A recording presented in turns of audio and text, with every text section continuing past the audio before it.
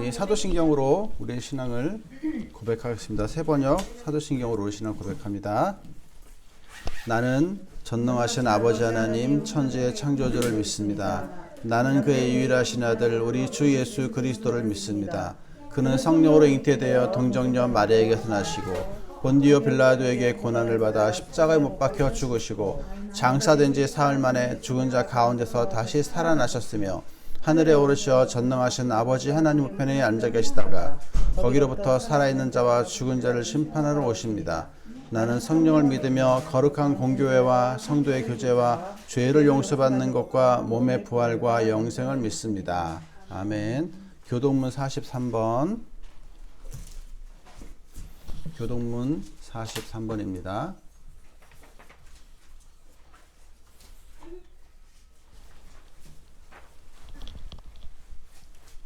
한 절씩 교독합니다. 여호와께서 다스리시니 만민이 떨 것이요 여호와께서 그룹 사이에 자정하시니 땅이 흔들릴 것이로다. 시온에 계시는 여호와는 위대하시고 모든 민족보다 높으시도다. 주의 크고 어지러운 이름을 찬송할지니 그는 거룩하시미로다. 능력 있는 왕은 정의를 사랑하느니라. 주께서 공의를 견고하게 세우시고 주께서 야곱에게 정의와 공의를 행하시나이다. 너희는 여호와 우리 하나님을 높여 그의 발등상 앞에서 경배할지어다.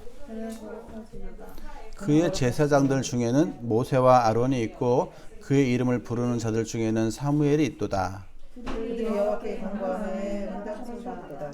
여호와께서 구름 기둥 가운데서 그들에게 말씀하시니 그들은 그가 그들에게 주신 증거와 율례를 지켰도다. 여호와 우리 하나님이여 주께서는 그들에게 응답하셨고 그들의 행한 대로 갚기는 하셨으나 그들을 용서하신 하나님이시니이다. 너희는 여호와 우리 하나님을 높이고 그 성산에서 예배할지어다. 여호와 우리 하나님은 거룩하시미로다. 아멘.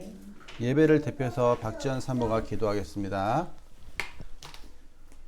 하나님 복된 주의를 주셔서 감사합니다. 예수님이 아무 공로 없는 우리들에게 구원을 주시기 위해 또한 십자가를 지시고 부활하신 것을 기념하는 예배, 하나님을 모두 찬양하는 이 예배를 드릴 수 있음을 감사합니다. 아멘. 하나님 오늘 주시는 말씀은 늘 특별하며 늘 우리의 마음에 아버지 감동을 주셔서 우리가 하나님의 자녀로 살아가게 하실 것을 믿습니다. 오늘 말씀 가운데 역사하여 주시고 우리가 하나님의 사랑을 알게 하시고 하나님이 우리에게 바라시는 선하신 뜻을 이루는 그러한 참된 주의 제자가 될 수 있도록 도와주시기 원합니다. 아멘. 이 예배에 또한 이한이 아이니 또 하나님께서 어린이 주일을 맞이하여서 귀한 우리 자녀들을 보내주셨사오니 이 아이들이 언제나 아버지 하나님의 자녀로 바르게 자라가고 풍성한 삶을 누릴 수 있도록 도와주시기 원합니다. 아멘. 참여하지 못한 여러 이유로 참여하지 못한 우리 성도들에게도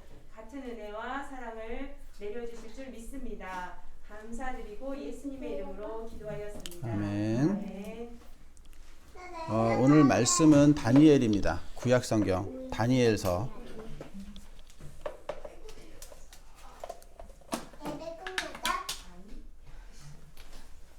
다니엘서 7장 되겠습니다.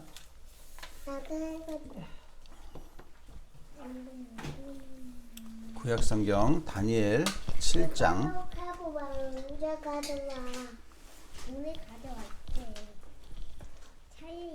1절부터 28절 7장 전체입니다.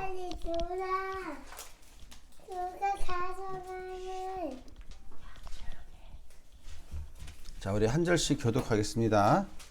바벨론 벨사살 왕 원년에 다니엘이 그의 침상에서 꿈을 꾸며 머릿속으로 환상을 받고 그 꿈을 기록하며 그 일의 대략을 진술하니라. 다니엘이 진술하여 이르되 내가 밤에 환상을 보았는데 하늘에 네 바람이 큰 바다로 몰려오더니 큰 짐승 넷이 바다에서 나왔는데 그 모양이 각각 다르더라. 첫째는 사자와 같은데 독수리의 날개가 있더니 내가 보는 중에 그 날개가 꺾였고 또 땅에서 밀려서 사람처럼 두 발로 서게 하는 것 같으며 또 사람의 마음을 받았더라. 또 보니 다른 짐승 곧 둘째는 곰과 같은데 그것이 몸 한쪽을 들었고 그 입에 이 사이에는 새 갈빗대가 물렸는데 그것에게 말하는 자들이 있어 이르기를 일어나서 많은 고기를 먹으라 하였더라. 그 후에 내가 또 본즉 다른 짐승 곧 표범과 같은 것인데 그 중에는 새 날개 있고 그 짐승에게 또 머리 밑에 있으며 권세를 받았더라. 내가 밤 환상 가운데에 그 다음에 본 넷째 짐승은 무섭고 놀라우며 또 매우 강하며 또 새로 된 큰 이가 있어서 먹고 부서뜨리고 그 나머지를 발로 밟았으며 이 짐승은 전에 모든 짐승과 다르고 또 10뿔이 있더라.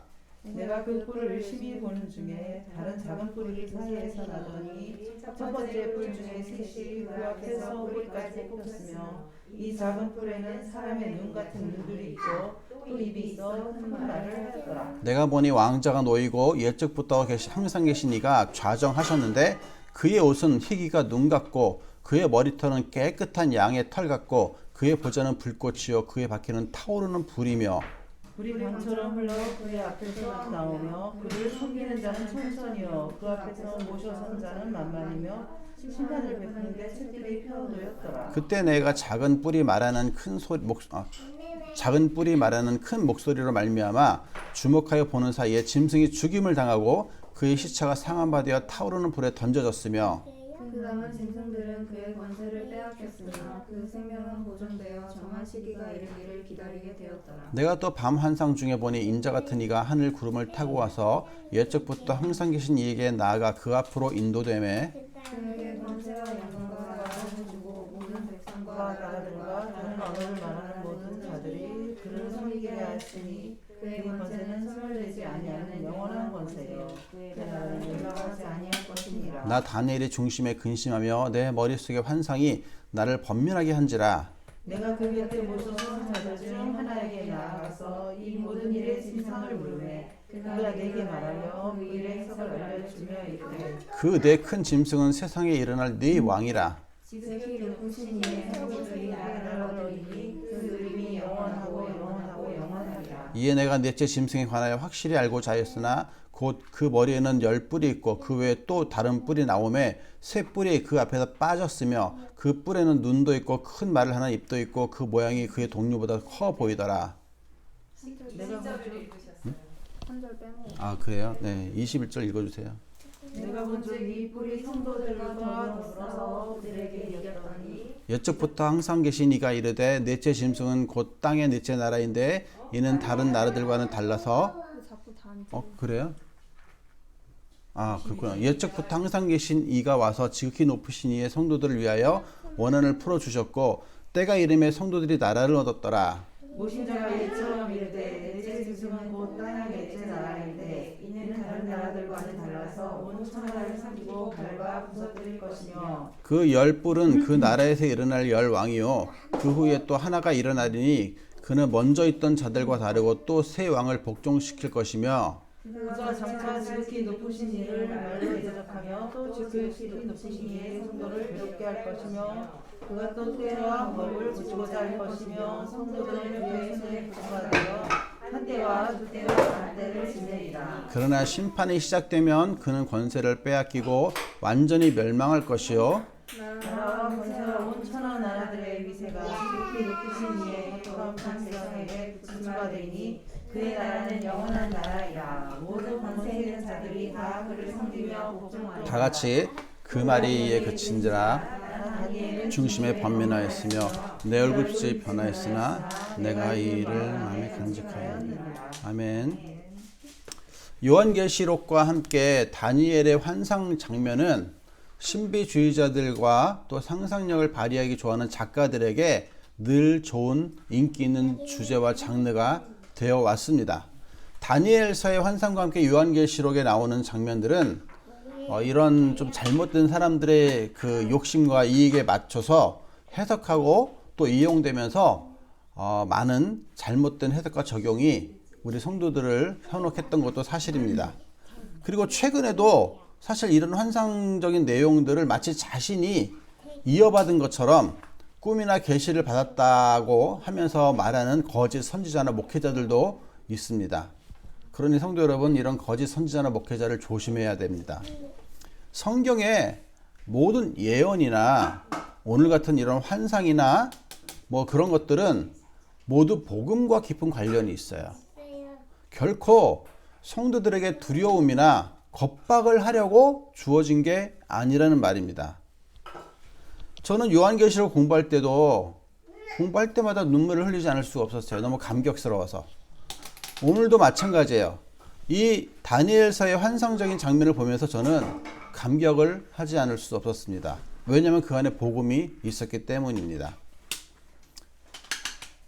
다니엘서도 마찬가지지만 이 요한계시록과 다니엘의 환상적인 장면들은 이 세상을 주관하시고 또 성도들을 보호하시고 인도하시고 마지막에 불심판을 내릴 하나님이 어떤 분인가라는 것을 알려주는데 그 목적이 있어요. 그리고 그것이 복음입니다. 저는 이번 설교를 준비하면서도 그런 것들을 참 발견할 수 있어서 감사했습니다.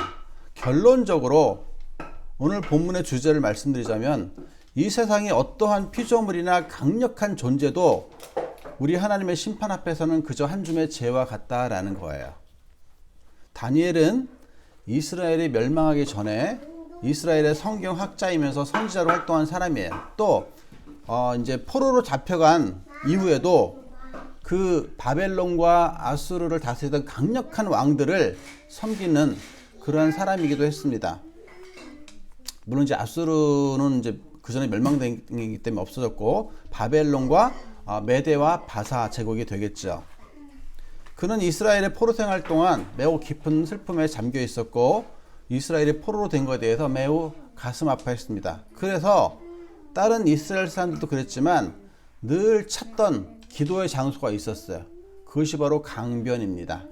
강변은 다른 이스라엘 사람들도 늘 찾던 장소인데 아마도 이 강변에 사람들이 없었고 또 물이 흐르는 그 소리에 묻혀서 기도를 마음껏 드릴 수 있었기 때문이 아닐까 상상해 봅니다. 본문 1절을 보면 벨사살 왕이 나오는데 이 벨사살 왕이 누구냐면 바벨론 제국의 마지막 왕이에요. 그리고 이 사람은 하나님을 무시하고 아주 교만한 행동을 하다가 하나님의 징벌을 받아 죽습니다. 그거 왜 벽에 손가락이 나타나 이렇게 글씨 쓴 거 아시죠? 그 장면의 왕이 바로 이 사람이에요.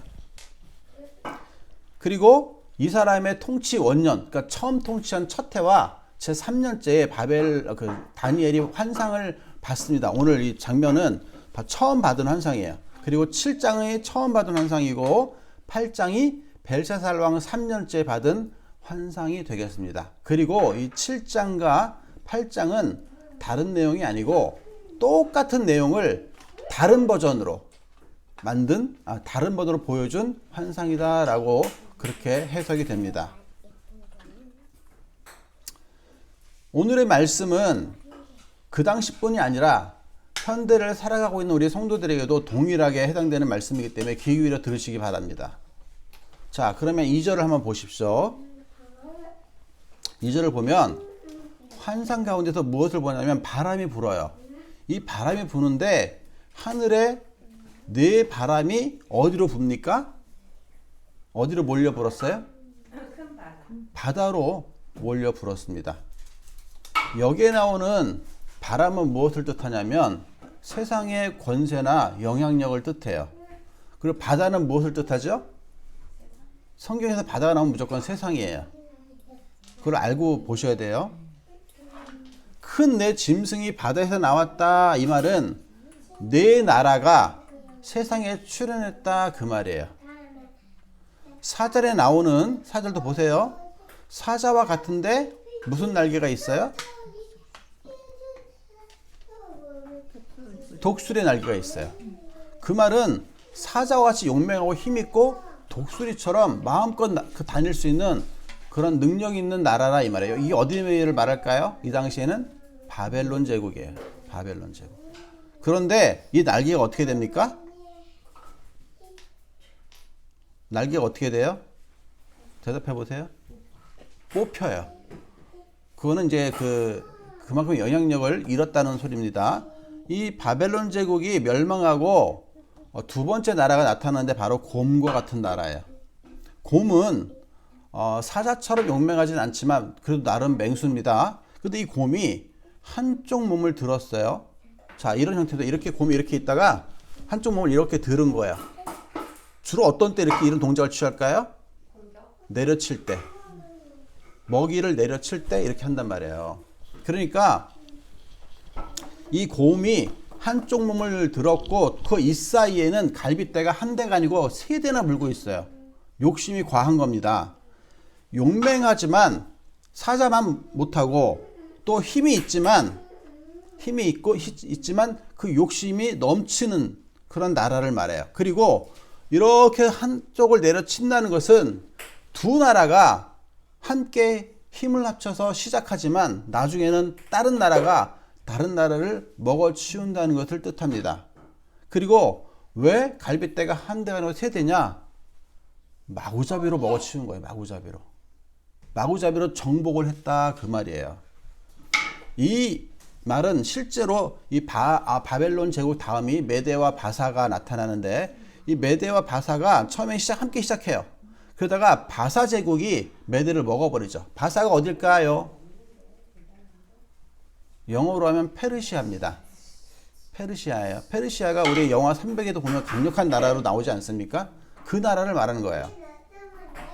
그리고 이 페르시아는 엄청난 정복을 합니다. 우리 영화 300만 보더라도 정복력이 엄청나잖아요. 욕심이 과한 거예요. 갈빗대 세 대를 물고 있을 정도로.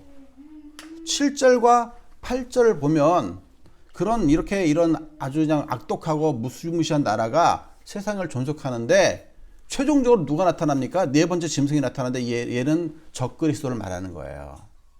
이 적그리스도가 나타나서 인간적인 지혜와 성정을 가지고 있는 거예요. 그리고 사단으로부터 큰 힘을 받습니다. 그래가지고 누구를 괴롭히냐? 성도를 괴롭혀요.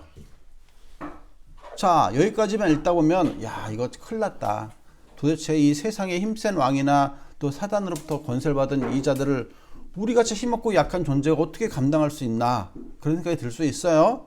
자, 그런데 마치 사단이 원하는 대로 흘러가는 것처럼 보이고 하나님은 별로 간섭하는 것 같지 않아 보이지만 구절을 보면 반전이 시작됩니다. 예수님도 사단을 뭐라고 표현했냐면 이 세상 임금이라고 했어요. 그러니까 예수님이 십자가에 못 박혀서 돌아가시고 부활하시기 전까지 공식적인 이 세상 임금은 사단이었다 그 말이에요. 어떻게 그렇게 됐다고요? 이 아담이 죄를 지어서 아담이 원래 다스리던 왕이었단 말이에요. 원래는. 근데 그 아담의 왕권이 사단이 뺏어간 거예요. 거짓말로 속여가지고. 아까 우리 아담과 하와 얘기 봤죠? 우리 아인이 이한이. 아담과 하와가 거짓말에 속아서 뭘 먹었어요? 선악과를 먹었어요. 그래도 죄가 이 땅에 들어오고 그 왕권을 그 거짓말로 속인 사단이 뺏어간 거란 말이에요. 근데 그것을 다시 예수님이 합법적으로 죄가 없는데 죽였잖아요, 사단이. 그러니까 누가 죄를 지은 거예요, 이제는? 사단이 죄를 지은 거예요. 그래서 그 왕권이 다시 예수님에게로 회복된 겁니다. 더 이상 이 세상의 임금은 사단이 아니에요. 착각하시면 안 돼요. 그래서 그 예수님의 부활 이후에 사단은 힘을 잃고 심판 때까지 기다리는 거예요. 그런데 완전히 하나님이 힘을 뺏지 않았어요. 조금 남겨뒀어요. 그래서 지금도 사단은 자신을 따르는 그 타락한 존재들과 더불어서 호시탐탐 성도들을 노리고 있는 겁니다. 바로 그런 예언과 환상이 오늘 본문의 내용이에요. 하나님은 성도들을 마냥 방치하거나 지켜만 보시지 않아요. 9절 이하를 보면 하나님이 된 표현이 이렇게 나오죠. 옛적부터 항상 계시니. 다른 피조물들은 사단을 포함해서 창조된 시점이 있습니다. 그런데 하나님은 그 시작이 없어요. 우리 하나님만이 전지하시고 전능하신 분이라는 말입니다. 또 그 옷이 눈같이 희고 머리털이 깨끗한 뭐와 같아요? 양의 털 같습니다. 성결과 거룩함을 의미하는 거예요. 그리고 그 보좌는 불꽃이고 그가 타고 다니는 보좌에 박히는 타오르는 불이라고 했어요. 그 불이 강처럼 흘러나옵니다. 그리고 그 앞에 모셔있는 자들이 천천히고 만만이에요. 자, 하나님의 심판이 불과 같다고 그랬어요. 그리고 예수님도 그러셨잖아요. 나중에 하나님 불심판을 내릴 때 믿음으로 그 불심판을 견딜 자를 보겠느냐라고 말씀하신 적이 있어요. 불은 뭘 상징하냐면 태워버리는 거예요. 무조건 태워버려요, 불은. 그래서 성경도 우리의 믿음이 그런 불심판을 견딜 만큼 강해야 된다라고 말씀하고 있는 거예요. 그러면 자, 상식적으로 불심판이 어마어마한데 그 불심판을 견디려면 믿음이 강해야 되잖아요. 강한 믿음은 어떻게 나옵니까? 고난을 통해 나오는 거예요. 운동선수가 경기에서 이기려면 근육을 키워야 되고 지구력을 키워야 되고 맷집을 키워야 되죠. 어떻게 그게 됩니까? 인내로 훈련을 한 사람만 그게 되는 거예요. 훈련이 힘들다고, 고난이 힘들다고 도중에 포기하면 어떻게 돼요? 결코 경주에서 이길 수 없죠. 우리 성도들은 믿음의 경주를 하는 경주자라고 성경은 표현하고 있습니다. 그러면 이 믿음의 경주에서 최종적으로 승리하려면 어떻게 해야 돼요? 훈련을 견뎌야 돼요. 그 훈련이 고난입니다. 무슨 말이냐? 성도들이 살아있는 한 고난은 없어지지 않는다 그 말이에요. 그러니까 아예 포기하세요. 아예 포기하세요. 고난은 안 단지 고난 끝. 물론 항상 고난이 있다 그 말은 아니에요. 항상 고난이 있으면 어떻게 살겠습니까? 하지만 우리가 생각할 때 고난이다 라고 생각하는 그런 때를 만나거든 훈련이 시작됐구나 그렇게 여기라 그 말이에요. 아멘? 아멘. 그럼 하나님은 왜 살아가는 성도들에게 굳이 힘들게 하면서 그 고난의 인내를 요구하실까? 그냥 살던 대로 좀 잘 살면 안 됩니까? 새벽 예배도 잘 나오고 있고 금요 심에도 잘하고 때마다 금식도 하고 막 헌금도 많이 하고 봉사도 많이 하는데 그냥 이렇게 살게 내두시면 안 됩니까? 실제로 제 주변에도 잘 살고 있다가 여러 가지 이유로 시험에 들거나 어려움에 빠져서 인내해야만 하는 상황에 빠진 사람들이 실제로 많이 있어요. 그들의 의문은 한결같습니다. 왜 하나님은 그냥 냅두지 않고 이렇게 내가 원하지 않는 고난을 허락하셨냐? 아까 말씀드렸죠. 고난은 최후 심판의 불을 견디게 하는 믿음을 강하게 하는 인내심을 키워주는 과정입니다. 고난이 없고 인내함도 없으면 그 사람은 절대로 불심판을 견디지 못해요. 우리에게 고난은 어떻게 보면 보이지 않는 축복입니다. 돌아가신 오카는 목사님이 그런 말씀을 늘 하셨어요. 고난은 축복이다 라고. 그게 맞아요. 우리를 괴롭히고 성도들을 대적한 적그리스도와 그 추동자들은 어떻게 됩니까? 그 불심판에 없어지는 거예요. 사그라지는 거예요. 11절 이하를 보십시오. 11절 이하 한번 보세요. 자, 우리 권사님이 한번 크게 11절만 읽어주시겠어요? 그때 내가 작은 뿔이 말하는 큰 목소리로 말미암아 주목하여 보는 사이에 짐승이 죽임을 당하고 그의 시체가 상한 바 되어 타오르는 불에 던져졌습니다. 네. 그리고 그 추동자들도 다 권세를 빼앗기죠. 이건 당연한 거예요. 힘있고 권력이 있어 보이던 세상의 주인이라 자칭하던 이 사단과 추종자들이 큰 목소리로 말미암아 죽임을 당합니다. 힘을 쓸 것도 없어요. 그냥 하나님이 큰 목소리로 한번 말했는데 다 죽어버렸어요. 그만큼 차이가 있는 거예요. 우리 하나님과 사단의 차이가 그만큼 있는 겁니다. 그런데 그것이 하나님의 심판의 끝이 아니에요. 13절을 보면은 드디어 우리 예수님이 구름을 타고 오십니다. 자, 세상의 주권자들, 이 사단의 추종 세력들은 3절에 보면 어디서 나왔어요? 어디서 나왔어요? 3절 보세요. 어디서 나옵니까? 바다에서 나와요. 우리 예수님은 어디에서 나와요? 하늘에서. 이게 차이입니다. 이게 차이예요. 예수님과 세상의 왕들은 이 출신 성분부터가 다른 거예요. 하나님은 우리 예수님에게 모든 나라와 권세와 백성을 주십니다. 그리고 그 권세는 소멸되지 않고 영원히 한계가 없어요. 요한계시록도 똑같은 말씀을 하고 있습니다. 비록 우리 성도들이 살아가는 이 세상은 완전한 세상도 아니고 또 우리가 원하는 대로 할 수 있는 것도 아니지만 우리가 인내하고 우리의 믿음을 잘 지켜 살다 보면 이렇게 마지막 때에 우리 예수님이 구름 타고 오셔서 사랑하는 성도들을 회복시키고 영원한 나라에서 함께 살아가시는 겁니다. 할렐루야. 그리고 다니엘이 이 환상들을 너무 궁금해했어요. 아니 도대체 저 환상 의미가 있는 게 뭐지? 분명히 비유적 표현인지 이렇게 막 궁금해하니까 천사가 나타나서 해석해 주는 거예요. 그게 15절 이하에 나옵니다. 그리고 근데 이 천사가 누군지 7장에 안 나와요. 근데 8장에 나옵니다. 8장을 보면은 이 7장과 비슷한 전개로 되면서 천사가 나타나는데 이 천사 이름이 가브리엘이라고 나옵니다. 그런데 이 가브리엘이 누구냐? 몰라요, 누군지. 왜냐하면 가브리엘은 성경 전체를 봤을 때 한 명을 지칭하는 게 아니고요. 천사의 계급을 지칭하는 겁니다. 그러니까 이 가브리엘은 여러 천사예요. 한 명의 천사가 아니라. 이해되세요? 누가 똑같냐면 예를 들어서 애굽의 바로 하면은 한 명을 말하는 게 아니죠. 그러니까 애굽의 왕을 바로라고 얘기하잖아요. 그렇죠? 마찬가지예요. 이 가브리엘 하면은 여러 천사들 중에 어떤 한 특정한 계급을 말하는 겁니다. 이해가 되시죠?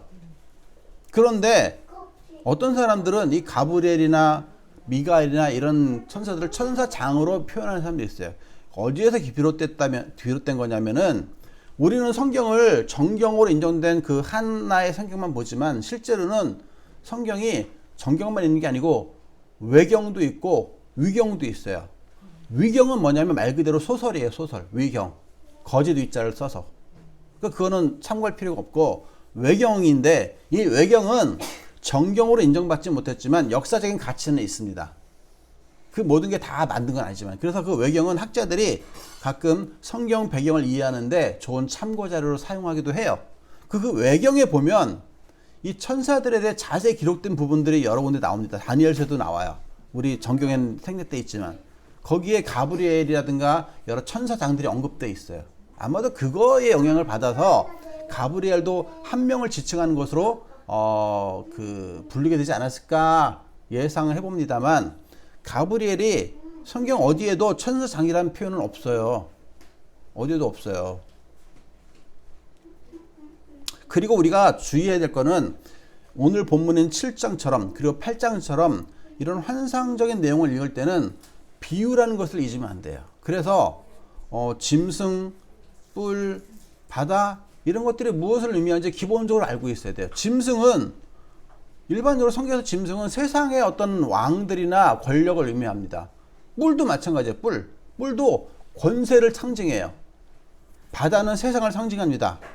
이런 것들을 기본적으로 알고 있어야 비유적인 표현들이 헷갈리지 않을 수 있는 거예요.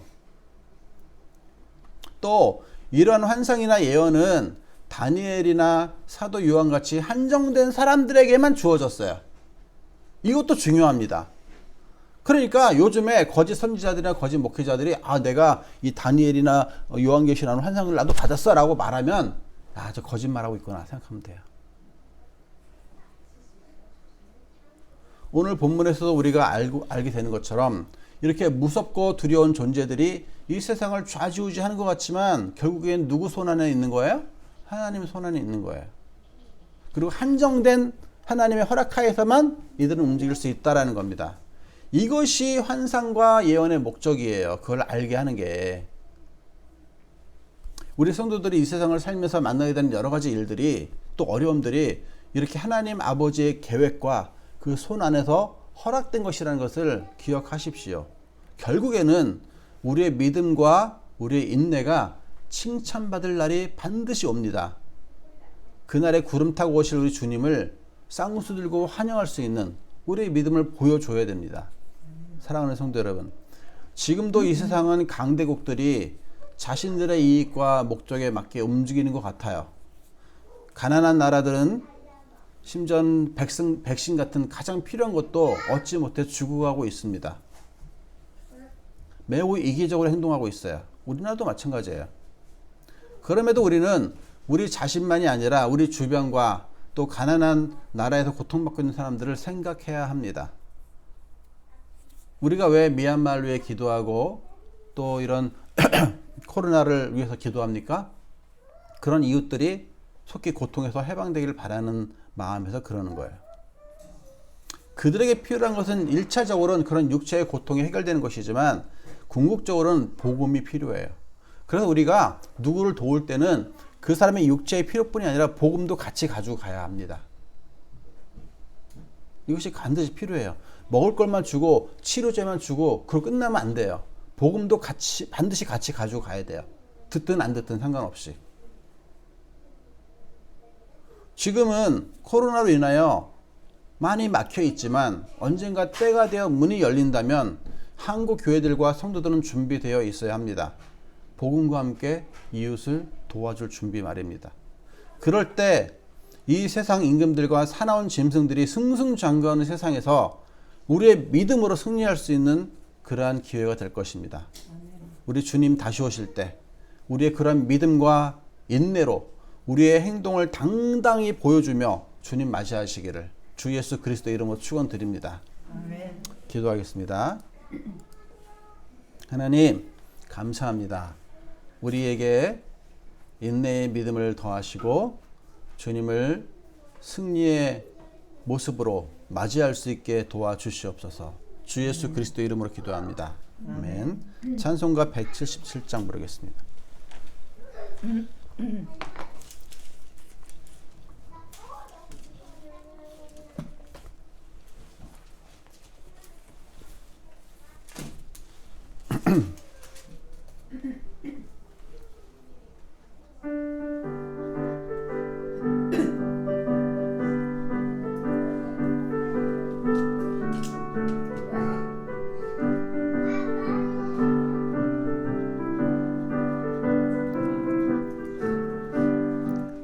오랫동안 고대하던 천년 왕국이 이를 때 주의 신부 공중으로 들려 올라가겠네. 항상 깨어 기도하면서 준비합시다. 우리 주님 세상 다시 오시네. 우리 주님 세상 다시 오시네. 할렐루야 주님 다시 오시네. 악한 마귀 결국하고 세상 다스리시려. 할렐루야 주가 다시 오시네. 그때 모든 성도들의 기도 응답되리니 하나님을 모르는 이 천지간에 없으리. 모든 질병 근심 고통 눈물 없게 하시려. 우리 주님 세상에서 다 오시네. 우리 주님 세상 다시 오시네. 할렐루야 주님 다시 오시네. 악한 마귀 결박하고 세상 다스리시려. 할렐루야 주가 다시 오시네. 주의 구속함을 얻는 천만 성도 일제히 거룩한 산 시온 성의 기쁨으로 모이리. 화평함과 인애로서 세상 다스리시려. 우리 주님 세상 다시 오시네. 우리 주님 세상 다시 오시네. 할렐루야 주님 다시 오시네. 악한 마귀 결박하고 세상 다스리시려. 할렐루야 주가 다시 오시네. 우리 주의 평화로운 천년 왕국이 이를 때 그곳에서 고통 사망 없어지겠네. 천만 성도 간절하게 주를 대하여. 우리 주님 세상 다시 오시네. 우리 주님 세상 다시 오시네. 할렐루야 주님 다시 오시네. 악한 마귀 결박하고 세상 다스리시려. 할렐루야 주가 다시 오시네. 주기도합니다. 하늘에 계신 우리 아버지여, 이름이 거룩히 여김을 받으시오며 나라의 마옵시며 뜻이 하늘에서 이룬 것 같이 땅에서도 이루어지이다. 오늘날 우리에게 일용할 양식을 주옵시고 우리가 우리에게 죄 지은 자를 사하여 준 것 같이 우리 죄를 사하여 주옵시고 우리를 시험에 들게 하지 마옵시고 다만 악에서 구하옵소서. 나라와 권세와 영원히 있사옵나이다. 아멘. 이제는 우리 주 예수 그리스도의 은혜와 우리 하나님 아버지의 극진하신 사랑과 성령의 교통하심이 주 예수 그리스도 구름 타고 다시 오실 때 믿음으로 인내한 성도들이 되기를 소망하며 이 예배와 또 이 자리에 함께하지 못하지만 온라인으로 예배드리는 모든 심령 위에 지금부터 영원토록 함께 하실지어다.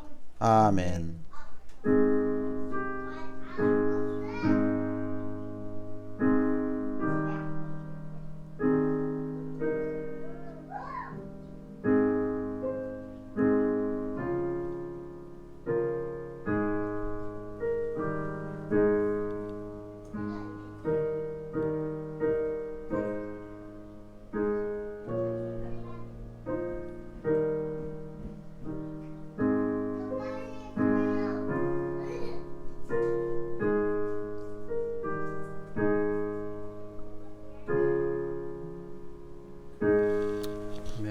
마치겠습니다.